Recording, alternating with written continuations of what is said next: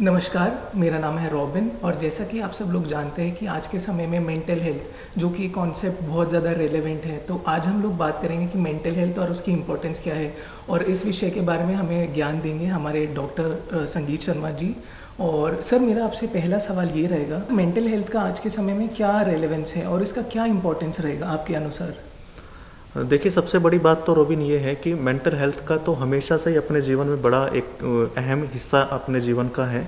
लेकिन क्या होता है ना, अक्सर हम फिजिकल हेल्थ के बारे में तो इजीली बात करते हैं। मुझे बुखार है तो मैं आपको इजीली बोल दूंगा, लेकिन अगर मुझे कोई एंग्जाइटी है, टेंशन है या डिप्रेशन है तो मैं उसे छुपा लूँगा।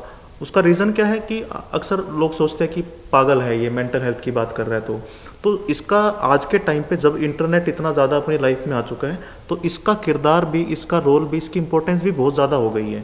क्योंकि आजकल लोग क्या है, वर्चुअली तो बहुत ज़्यादा कनेक्टेड है, लेकिन फिजिकली एक दूसरे से दूर हो गए हैं, तो वो कैथारसिस नहीं हो पाता। मतलब अब हम अपनी बात इजीली किसी के सामने रख नहीं पाते, सब कुछ इस पे चलता है। तो एक बड़ा अच्छा शेर मुझे याद आ गया कि खोल लो दिल यारों के साथ, वरना डॉक्टर खोलेगा औजारों के साथ। तो ये दिल खोलने वाली जो बात है ना, ये आजकल कम हो गई है। क्योंकि अक्सर हम क्या है ना, अपने आप को एक तरह से अपने एक झूठे रूप को बताने में लगे हैं। जो फेसबुक पर मेरी फोटोज आ रही है, जो इंस्टा पे मेरी स्टोरीज आ रही है, वो एक्चुअल मैं नहीं हूँ। वो मैं दूसरों को दिखाना चाहता हूँ कि मैं हूँ। तो यानी मैं वो जो सोशल मीडिया पे दिखता हूँ वो नहीं हूँ, मैं जो छुपा रहा हूँ वहाँ से मेरा किरदार वो है। तो इस फेक दुनिया के चक्कर में, इस वर्चुअल दुनिया के चक्कर में असली दोस्त कम हो गए हैं।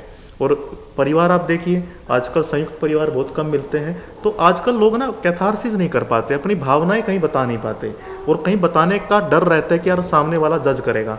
आप पुराने परिवार को देखिए, आपस में जो बच्चे रहते थे उनको इतना ज़्यादा मतलब स्पेस था कि ताऊ से बोल दिया, ताई से बोल दिया, दादा से, दादी से, नाना से, नानी से, कहीं ना कहीं उनकी वो सारी जो अंदर की पीड़ा थी ना, निकल जाती थी। लड़ाई झगड़े भी होते थे तो अपना कैथारसिस हो जाता था। आजकल क्या है, हम चुप बैठे हैं। मतलब आप देखिए, रिश्ते यहाँ तक आ चुके हैं कि हम एक परिवार में रहते हैं, सामने सामने विश नहीं करते बर्थडे को, बल्कि स्टेटस लगा के करना पड़ता है। अगर आपने स्टेटस नहीं लगाया तो ये माना जाता है कि आपने विश भी नहीं किया। तो इस टाइम पर तो मेंटल हेल्थ ज़्यादा ज़रूरी है। इस टाइम पर हमें बहुत ज़रूरी है कि हम अपनी मेंटल हेल्थ को थोड़ा सा ध्यान से देखें।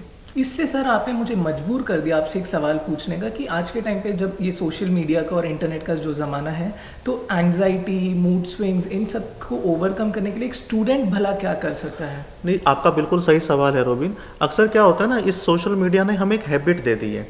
पहले मुझे याद है, बचपन में हम जब थे, गांव में रहते थे, तो मैं चिट्ठी लिखता था। मम्मी बोलती थी, मैं मामा के लिए चिट्ठी लिखता था। तो कई बार उनकी शिकायतें भी रहती थी कि मम्मी को कुछ पसंद नहीं आया तो मुझसे लिखवाती थी कि नानी को ये लिख दे, मामा को ये लिख दे। तो वो चिट्ठी तकरीबन एक हफ्ते बाद पहुंचती थी मामा के घर पे। फिर मेरी नानी किसी को ढूंढती थी जो चिट्ठी पढ़ता था, फिर वो उससे लिखवाती थी, और हमारे घर वो घूमकर चिट्ठी 15-20 दिन के बाद आती थी। तो यानी 15 दिन पहले जो गुस्सा था ना, तो चिट्ठी आने तक तो वो वैसे ही खत्म हो जाता था। तो लड़ाई झगड़े के चांस कम थे। अब ये इंस्टेंट रिएक्शन का टाइम है। मैंने आपको तुरंत कुछ लिखा और तुरंत आप भी मुझे जवाब दोगे। तो अब इंस्टेंट रिएक्शन का जो हमें जो ये हैबिट लगी है ना, इससे हमारी एंग्जाइटी ज़्यादा हो गई है। हमें लगता है कि हमें तुरंत जवाब देना है, अगर मैं थोड़ा सा भी लेट हो गया तो पता नहीं कितना बड़ा भूचाल आ जाएगा। तो अगर आप बस इसको कंट्रोल कर ले कि मुझे इंस्टेंट रिएक्शन से बचना है, किसी ने आपके बारे में कुछ लिख दिया, किसी ने आपको कुछ ग्रुप में बोल दिया, किसी ने आपके लिए कुछ डाल दिया, इंस्टेंट रिएक्शन से बच जाओ। थोड़ी देर के लिए आप उस मोबाइल को दूर कर दो, आप देखना खुद ही आपकी एंग्जाइटी कम हो जाएगी। ये जो एकदम से जवाब देने की हैबिट है ना, ये हमारे इंटरनेट की वजह से हमारे जीवन में भी आ गई है। पहले क्या होता था कि किसी ने कुछ बोल दिया तो दूसरे वाला चुप हो जाता था। आज तो ये रहता है कि मुझे बराबर में वो उतने, उससे ज़्यादा पेन की कोई चीज़ें बोलनी है, जितना पेन मुझे आया मुझे डबल देना है उसे। तो सबसे बड़ा कारण क्या है इस एंग्जाइटी का? इंस्टेंट रिएक्शन की हैबिट। इसे आप थोड़ा सा नियंत्रण में कर लीजिए। आपकी एंग्जाइटी, आपका जो जितना भी ये नेगेटिव पैटर्न बनते हैं दिमाग में, धीरे धीरे वो कम होंगे। दूसरा, एक अवेयरनेस रखिए कि सोशल मीडिया पर जो दिखता है ना, वो रियल से बहुत दूर होता है। अक्सर हम डिप्रेशन में क्यों आते हैं? किसी के इंस्टा पे फॉलोअर देख लिया, यार इसके तो 10,000 है, मेरे तो 100 भी नहीं हुए। किसी के हमने लाइक देख लिए कि यार इसके तो एक पिक डाली 15 मिनट में, इसके तो 100 लाइक हो गए, मेरे इतने भी नहीं हुए। तो नंबर के चक्कर में पड़ गए ना। आजकल सब कुछ क्या है, आप किसे सेलिब्रिटी मानते हैं? जिसके नंबर ज़्यादा है। तो ये डेटा इतना ज़्यादा हमारी लाइफ में आ गया है कि हमें नंबर नहीं दिखते ना। मान लो मैं कितना भी अच्छा बोल रहा हूँ, मेरे अगर यूट्यूब पे सिर्फ 100 सब्सक्राइबर है तो लगेगा यार इसकी वीडियो अच्छी नहीं होगी। फिर देखेंगे जिसके मिलियन सब्सक्राइबर है तो ये तो अच्छा ही बोलेगा। तो ये जो नंबर के चक्कर में हम पड़ गए ना, कंपैरिजन करने लग गए हैं। हो सकता है रोबिन रियल लाइफ में बहुत ज़्यादा खुश हो मुझसे, लेकिन हो सकता है इंस्टा पे मेरे फॉलोअर उससे ज़्यादा हो। तो रोबिन को अवेयरनेस रखनी चाहिए कि यार ये तो एक वर्चुअल दुनिया है, इसके अलावा आपकी जो असल दुनिया है उसमें मैं कितना खुश हूँ, मेरे रिश्ते नाते कितने अच्छे हैं, मेरे दोस्त कितने अच्छे हैं, मेरी फिजिकल हेल्थ कितनी अच्छी है, मैं कितना खुद को समझता हूँ। हम इस पर फोकस करें। कई बार ऐसा रहता है कि आदमी, मेरा एक दोस्त मुझे बोलता है, उसने स्टेटस डाला, हम इकट्ठे बैठे थे, तो थोड़ी देर बाद मुझे बोलता है, 2-3 घंटे के बाद हम इकट्ठे बैठे थे, तो मुझे बोलता है यार वाह मेरे ना 50 व्यू आ गए स्टेटस पे। तो मैंने भी ऐसे उसके सामने मोबाइल खोला कि ऐसा मैं देखता हूँ, तो मेरे तकरीबन 400 के आसपास थे। उसे उसकी टेंशन हो गई, जबकि देखो टेक्निकली देखा जाए तो मेरे नंबर ज़्यादा सेव है, नंबर ज़्यादा सेव है तो व्यू आपके ज़्यादा आएंगे। लेकिन ये यार तेरे इतने आते मेरे इतने नहीं आते। कई बार हम भी सोचते हैं कि यार देखो सेम कंटेंट मैंने इंस्टा पे डाला, 1000 उसकी व्यू आए, उससे थोड़ा सा कमज़ोर कंटेंट किसी दूसरे ने डाला, मिलियन व्यू आ गए।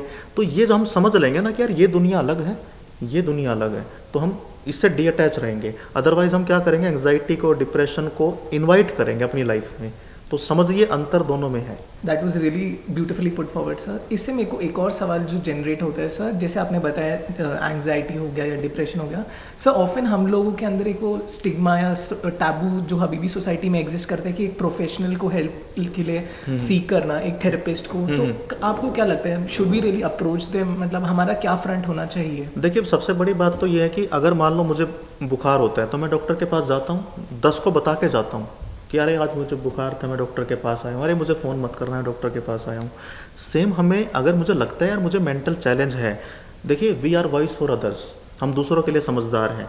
जब मेरी लाइफ में कुछ दिक्कत आती है तो मैं स्टक हो जाता हूँ, क्योंकि मैं उस सिचुएशन से अटैच हो जाता हूँ, तो मैं डी अटैच होकर नहीं सोच पाता। तो कोई काउंसलर, कोई प्रोफेशनल व्यक्ति या कोई आपका दोस्त भी हो सकता है, वो डी अटैच होकर देख सकता है उस सिचुएशन को। इसका सिंपल सा एग्जाम्पल है कि अगर आप किसी जंगल में गुम हो गए, आप अंदर हो जंगल के तो आपको रास्ता नहीं दिख रहा, लेकिन कोई आदमी अगर ऊपर से व्यू ले तो उसे साफ दिखेगा कि रोबिन को कहाँ जाना चाहिए। तो जो ये प्रोफेशनल होते हैं ये ऊपर से व्यू लेते हैं, काउंसलर, कोच जो भी है ये ऊपर से देखते हैं कि अच्छा तुम्हारी लाइफ में तुम यहाँ जा सकते हो, तुम्हें नहीं पता क्योंकि तुम तो वहाँ पर स्टक हो।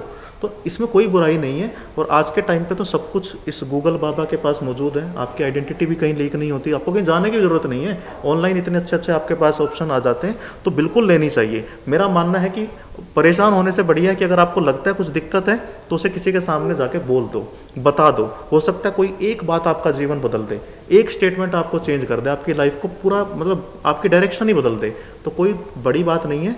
और जो ये बोलते हैं कि अगर हम किसी हेल्प के पास जाएंगे तो लोग हमें पागल कहेंगे या लोग पता नहीं क्या बोलेंगे, देखिए लोग हमेशा बोलेंगे। हमारी इस वीडियो पे भी 10 लोग पता नहीं क्या बोल सकते हैं, तो क्या हम बनाना बंद कर दें? आपको देखना पड़ेगा कि आपकी लाइफ की कितनी अवेयरनेस आपको है। और मुझे लगता है कि मेरी मेंटल हेल्थ ख़राब हो रही है, अभी भी देखो मैं कितनी कोचिंग काउंसलिंग करता हूँ, इसके बाद भी मेरी लाइफ में 2-3 व्यक्ति ऐसे हैं, मुझे लगता है मैं स्टक हूँ तो मैं उनसे बात करता हूँ, मैं उनको बिल्कुल बोलता हूँ कि यार मुझे नहीं समझ में आ रहा है कि मैं क्या करूँ। क्योंकि जिस दिन आप ये मान लेते हैं ना कि सब कुछ मैं जानता हूँ, अब कोई बचा ही नहीं दुनिया में जो मेरे से ज़्यादा जानता है, तो उस दिन आप सबसे बड़े मूर्ख हो। तो आपको समझना पड़ेगा कि कई बार आपके दिमाग में आइडियाज़ नहीं आते, कोई दूसरा दे सकता है, बिल्कुल लीजिए, खुल के लीजिए, लेकिन ध्यान रख के लीजिए कि लाइफ आपकी है, चलाना आपको ही उसे। दूसरा एडवाइस कर सकता है, ट्रैफिक हवलदार की तरह है ये कोचिंग काउंसलिंग का बिजनेस, डायरेक्शन दिखा देता है कि उधर जाओ, चलना तो हमें ही है, चलना आपको ही पड़ेगा। तो thank you so much doctor संगीत शर्मा जी। और जैसा सर ने आज हमें बताया कि राह तो हमें मिल जाएगी बट चलना तो हमें खुद ही पड़ेगा। इन्हीं अनमोल शब्दों के साथ आज का वीडियो हम यहीं समाप्त करते हैं। एंड दोस्तों, आपके जो भी सवाल या प्रश्न हो आप इस वीडियो के कमेंट सेक्शन में हमें ज़रूर बताइए एंड हम लोग उसका जवाब देने की पूरी कोशिश करेंगे। तो लाइक, शेयर एंड सब्सक्राइब ज़रूर कीजिए इस वीडियो को। धन्यवाद।